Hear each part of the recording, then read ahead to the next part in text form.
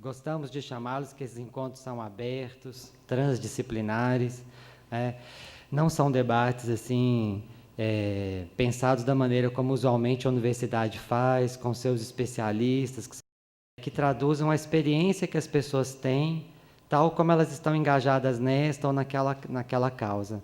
É uma tentativa de enriquecer as falas, trazer outras palavras, outros termos, outros ritmos, outros modos de dizer, né?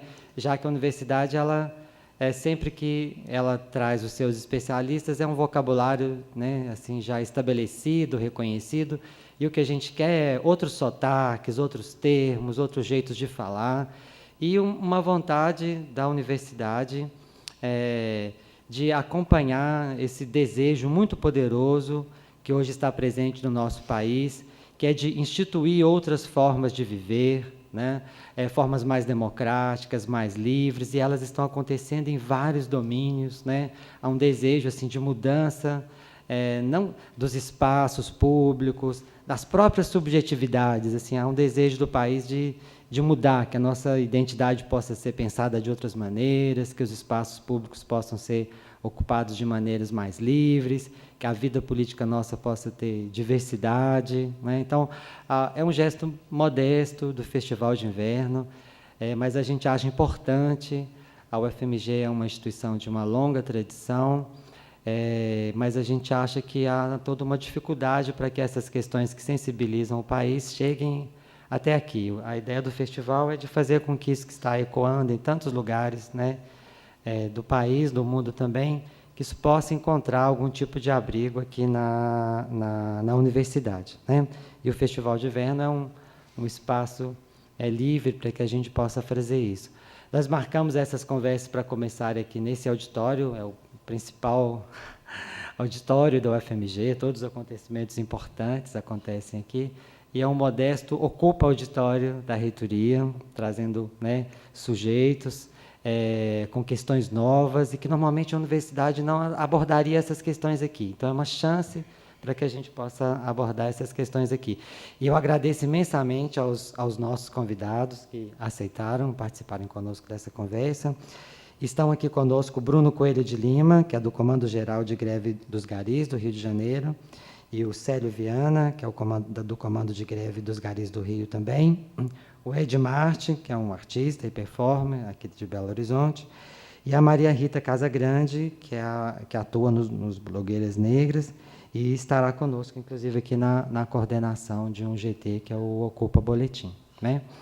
Então, a ideia nossa era de que as pessoas falassem aí a partir das suas experiências, né, uma fala livre, a gente acha que uns 20 minutos para cada, seria bacana, né? Não se intimidem com o formato do auditório, a ideia é da gente fazer uma conversa bacana, eles falam e depois a gente conversa, enfim, tá bom? Então, muito obrigado a vocês, vamos começar aqui, conforme combinado, né, pessoal, com a Maria Rita Casagrande. Tá bom? Muito obrigado pela presença de todos. Bom, primeiramente, bom dia para todo mundo. Alguns rostinhos eu já conheço, mas bom dia de novo.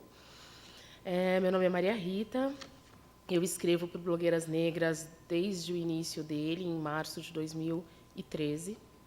E o Blogueiras, na verdade, para quem não conseguiu ter acesso à criação dele, embora tenha alguns passinhos lá no blog de tudo que a gente fez, ele nasceu, na verdade, a partir de uma blogagem coletiva feminista, do 25 de julho, que é o Dia da Mulher Negra Latina e Caribenha. Foi chamada uma blogagem coletiva e, misteriosamente, nenhuma negra escreveu. Então, chegaram mais de 100 textos a partir dessa blogagem coletiva, só que as negras não escreveram a respeito do seu próprio dia. E uma só fez o questionamento: onde estão as blogueiras negras? Então, a partir daí, na verdade, foi a Sharon Nunes que teve a ideia de localizar onde estavam essas blogueiras negras e por que elas não escreviam a partir das suas próprias experiências. Então, ela foi convidando pessoas próximas e de blogs que ela já conhecia, que foi como ela chegou até mim, e a gente começou, então, um grupo de mulheres negras para produzir mídias alternativas, conteúdos alternativos a respeito da nossa vida e a partir das nossas próprias vivências. Nós começamos em 5 pessoas dentro de um grupo. Hoje são 1.967 mulheres produzindo mídia de diversos tipos. E aquilo que é produzido, a gente deixa à disposição no blog, ocorrendo encontros eventuais, quando é possível, de blogueiras negras nas diversas cidades do país, embora tenham blogueiras fora do país também. A gente tem blogueira na Alemanha, na Islândia, na África, a gente tem algumas blogueiras, né? Então, quem sabe um dia a gente consiga fazer um encontro nacional e trazer todas elas para estar próximas de nós. O Blogueiras Negras não possui fins lucrativos e a gente mantém ele do bolso, por enquanto, pelo menos. A gente pretende que continue dessa forma. Na nossa trajetória, a gente bateu em algumas empresas, recebemos algumas ameaças, né? E, normalmente, elas são violentas. A gente trata a questão da mulher e a relação da mulher com a negritude, e a questão periférica, né? Qual o lugar da mulher negra na sociedade? Então, como a gente estava até comentando lá fora, existe uma pirâmide, e nessa pirâmide, o topo da pirâmide é o homem branco, a mulher branca, o homem negro, e lá embaixo você vai ter a mulher negra, comumente sem voz, né? A gente, na verdade, fala por trás, na verdade, acostumou-se a dizer que a gente fala por trás dos nossos maridos, né?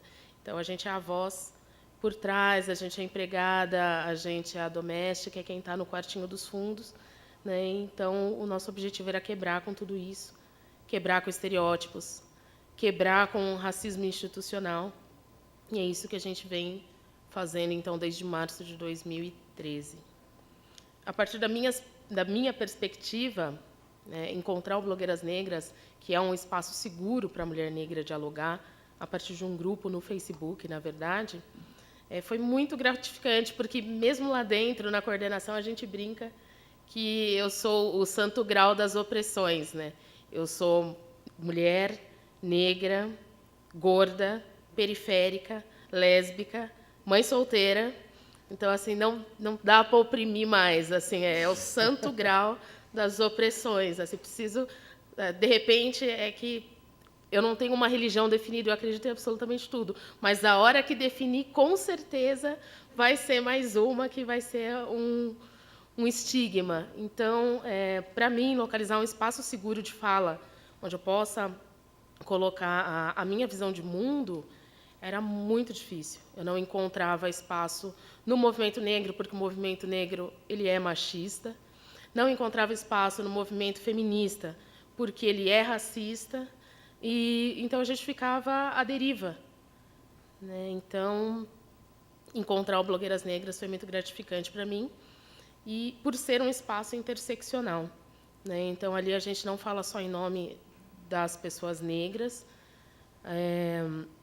Lá dentro você vai ter mulheres lésbicas, bissexuais, mulheres transexuais escrevendo, toda são perspectivas diferentes, com opressões comuns. E eu acredito que seja por isso que os textos acabam tocando tantas pessoas. Assim, de alguma maneira, a pessoa se identifica com aquilo que está sendo colocado naquele momento. Então, estou muito feliz de estar participando, né, inclusive com os GTs. Eu espero que as pessoas consigam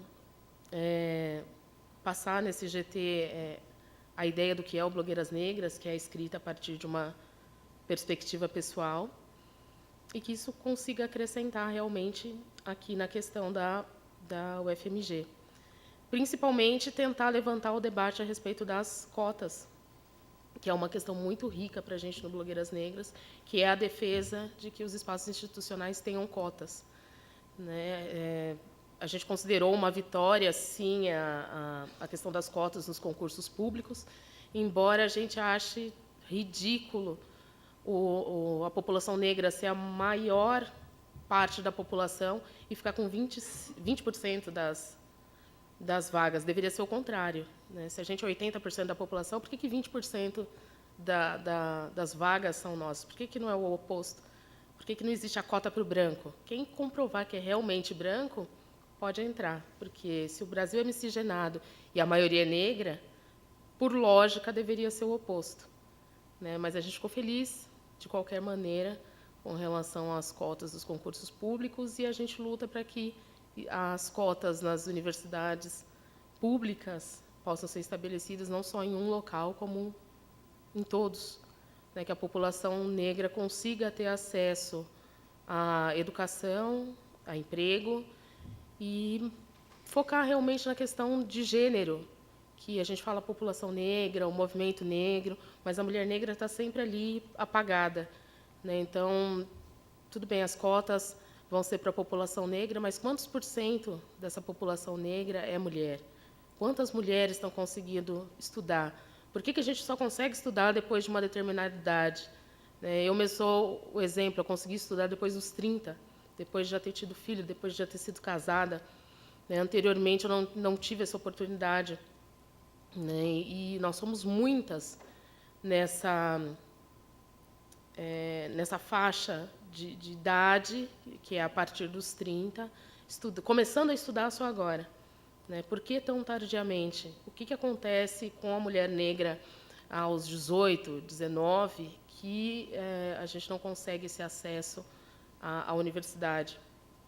Então, são todas pesquisas que a gente tenta levantar e trazer para debate. E, no meu caso, ainda tem a questão LGBT, que também, mesmo no movimento negro e no movimento de mulheres negras, isso nunca foi levantado, debatido, defendido. É recente que estão surgindo movimentos de mulheres negras para que sejam representativas dentro do movimento LGBT. A partir da experiência do Blogueiras Negras, eu iniciei em São Paulo, a princípio, o coletivo Audre Lorde de lésbicas e bissexuais negras, que a gente pretende ter uma ação nacional e fazer alguma diferença no Dia da Visibilidade Lésbica, que é o 29 de agosto, como representantes negras, e mostrar que nós somos muitas e estamos presentes. Então, a ideia é quebrar esse estereótipo, que também existe estereótipos com a questão LGBT. Então, a gente tenta quebrar esse estereótipo que, na verdade, não existe uma lésbica negra, na verdade, existe uma falta de homem, que não é uma realidade. A gente quer tentar deixar de ser marginalizada, e viver escondida, porque existe, sim, o medo de você pode sofrer dupla, tripla violência, violência por ser mulher, violência por ser lésbica, e ser, na verdade, periférica. Então, existe toda uma dificuldade que a gente precisa falar sobre para que a gente possa combater. Então, essas são as minhas experiências. Espero que agregue a vida de vocês também. Obrigada.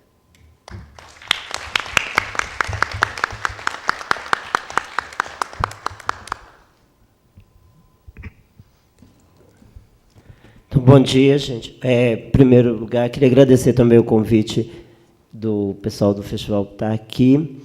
Agradecer vocês também, todos presentes aqui. Meu nome é Edmarte, eu sou um artista, minha formação é na área de teatro, mas eu trabalho com performance também, com intervenções urbanas. Eu vou falar um pouco, assim, eu gostaria até mais de ouvir também, mas eu vou falar um pouco como que surgiu assim, esse trabalho de ocupar mesmo as ruas com um corpo. Eu falo que é um corpo, quando você se apodera mais do seu próprio corpo mesmo, aí é um corpo político, assim, nas ruas. Surgiu com o movimento da Praia da Estação, foi final de 2009, quando, todo mundo sabe essa história, que o prefeito proibiu qualquer tipo de evento na praça. Aí algumas pessoas, pela internet mesmo, comunicaram e convidaram algumas pessoas para um encontro lá, e de lá surgiu a ideia de fazer a Praia da Estação, que nada mais é que ocupar mesmo aquele espaço ali, que é um espaço comum, que estava sendo cerceado pelo poder público, na época. Aí a gente começou a ocupar, fazendo uma praia lá mesmo, quando tinha as fontes, quando não tinha, tinha caminhão-pipa. Aí que eu comecei, começou a acontecer comigo essa coisa mais de liberar o corpo mesmo nas ruas, porque antes as minhas experiências anteriores com teatro era mais em palco, era coisas mais assim. Tinha trabalho de pesquisa, mas era mais em palco também. E a coisa, para mim, foi acontecendo naturalmente, assim. Não é uma coisa que foi planejado, foi assim, num conceito, assim.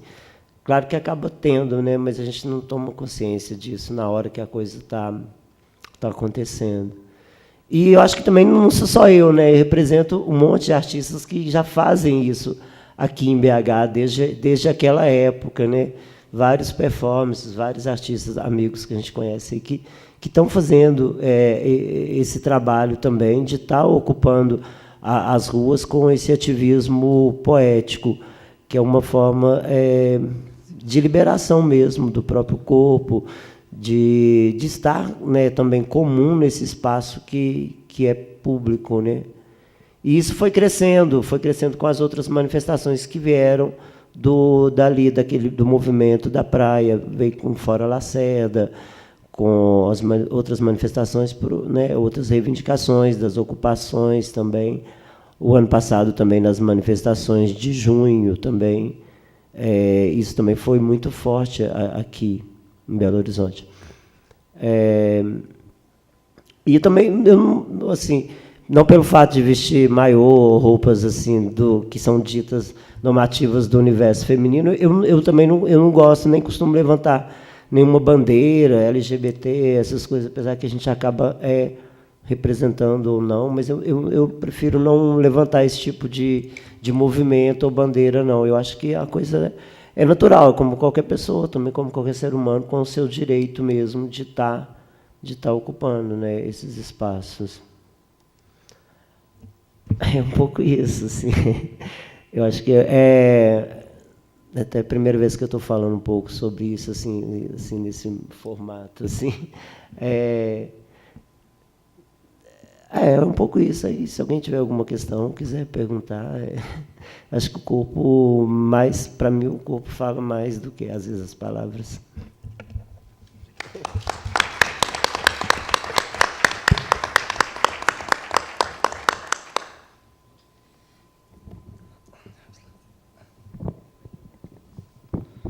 Olá, bom dia. Estou muito feliz de estar aqui, contribuindo para... Eu acho que eu vejo isso como um processo de resistência dos trabalhadores, dos movimentos sociais, e eu vou iniciar por essa parte que eu acho bem importante, a universalização desse espaço da universidade e da luta dos trabalhadores, tendo essas discussões em aberto, entendeu? Que a universidade seja um espaço público e com ingresso a todos, a população que está em volta. Eu acho que a universidade não é um espaço dentro de uma universidade. A universidade tem que fazer com que ela seja um espaço universal. Eu sou Bruno, tenho 6 anos da Companhia Municipal de Limpeza, trabalho há 6 anos lá. E o movimento que a gente iniciou em fevereiro, em término em março, foi um movimento de trabalhadores, foi um movimento de luta, de resistências políticas neoliberais ao capitalismo selvagem e predatório que a gente vive no nosso país e no mundo. Entendeu? As questões que levaram os trabalhadores a se organizar foram as questões da precarização das condições de trabalho, foi o arroxo salarial, entendeu? Uma saúde que a gente não tem condições de exercê-la universalmente, entendeu? Isso foram todas essas questões que impuseram os trabalhadores do Rio, como do mundo, a se organizarem no sentido de uma nova proposta de desenvolvimento para a nossa nação, não voltada ao capitalismo. Hoje eu tenho, pelo menos, consigo ver um pouco mais adiante essa cortina do capital que precariza as políticas sociais, acaba com as instituições públicas, entendeu? Fragmenta os recursos universitários, onde a universidade deveria ser um atendimento para todos, entendeu? Sem diferença de gênero, raça, religião, o acesso teria que ser universal, assim como consta na Constituição. E, de fato, nós não vemos isso. Eu tenho 29 anos e comecei a estudar com 28 anos, quando eu tive acesso, porque eu comecei a trabalhar e era trabalhador pela parte da manhã, e à noite eu fazia continuava estudando a nível superior. E isso me trouxe algumas indagações, porque eu tinha 15 mil trabalhadores, de uma forma geral, dentro de uma companhia, que não tinham os mesmos acessos do que eu e estavam alienados naquelas questões de trabalho, aquela rotina mecanizada do trabalho.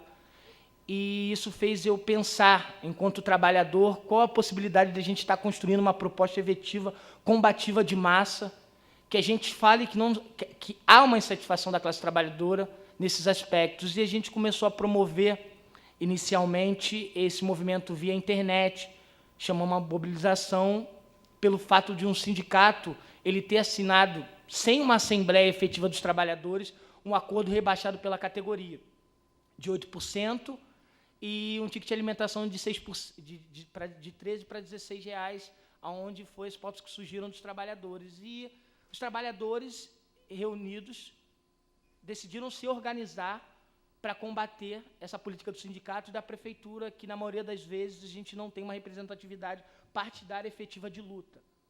Entendeu?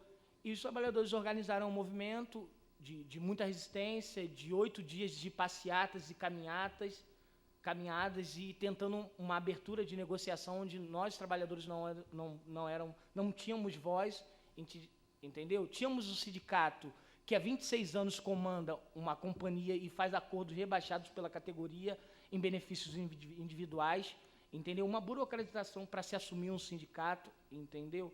Um sindicato que não tem uma representatividade para os seus trabalhadores, entendido? Um sindicato corrupto, e daí os trabalhadores se sentiram no direito de organizar a luta, porque só se tem vitória na organização em massa, entendeu? As falas que tiveram aqui são falas que partem do mesmo processo. A nossa luta não é contra os racistas, não é contra a grande parte dessa burocracia e essa burguesia. A nossa luta é contra o capitalismo. E todas essas falas aqui bem representadas do movimento negro, de utilizar o corpo como uma possibilidade de resistência ou até de denúncia, elas fazem parte da mesma luta, que são a luta coletiva contra o capital, entendeu? Isso são questões que não podem ser resolvidas no capitalismo selvagem e predatório que a gente vive no nosso país. Essa foi a minha experiência que eu consegui passar, que eu consegui aprender, entendeu? Que isso tudo é parte de um povo. A luta dos movimentos sociais, a luta dos trabalhadores organizados, a luta de massa, da juventude. A universidade tem que estar aberta para lutar e assessorar os trabalhadores. Há uma proposta, sim. Só pode acontecer uma mudança efetiva no mundo, no nosso país, se os trabalhadores e a juventude e esses companheiros que estão aqui de luta, que muitos fazem parte de coletivos, de comitê de luta, que estão resistindo até hoje, se houver uma unificação para a gente combater e pensar um novo modelo de sociedade que não seja pautado nas leis gerais do capital. Entendeu? Essa é a minha defesa, é isso que eu vi nas ruas, entendeu? E é isso que eu queria passar para vocês e pedir não, eu queria dar essa contribuição a esse processo, porque eu acho que é muito importante. Nós estávamos numa situação muito de exploração. Na cadeia de exploração, nós trabalhamos com corpo, nós trabalhamos com a rotina de trabalho de 10, 12 horas. E se nós levantamos para a luta, todos podem se levantar.